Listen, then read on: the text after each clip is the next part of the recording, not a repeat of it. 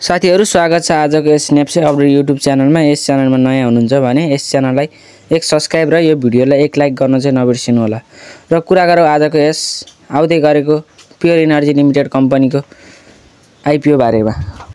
यस च्यानलले चाहिँ 7 बाट चाहिँ अनुमति पाएर अब चाहिँ सर्वसाधारणको लागि भनेर छिट्टै आईपीओ जारी गर्न लागिरहेको छ।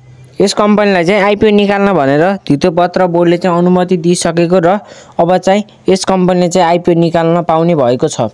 यस कम्पनीले आफ्नो क्यापिटल म्यानेजर चाहिँ नबिल इन्भेस्टमेन्टलाई दिएको छ भने यस कम्पनीले चाहिँ त्यस ठाउँमा भएको लोकल पिपुललाई र फरेन इम्प्लोइमेन्टमा रहेका वैदेशिक रोजगारका मान्छेलाई चाहिँ आईपीओ निष्कासन गरिसकेको छ भने अब चाहिँ यस कम्पनीले चाहिँ जनरल पब्लिकको लागि भनेर आईपीओ निष्कासन गर्न लागिरहेको छ।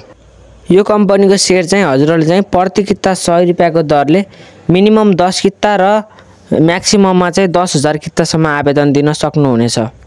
यो कम्पनीको आईपीओ चाहिँ जनरल पब्लिकको लागि भनेर यस कम्पनीले चाहिँ 16 लाख किता आईपीओ जारी गर्न लागिरहेको छ।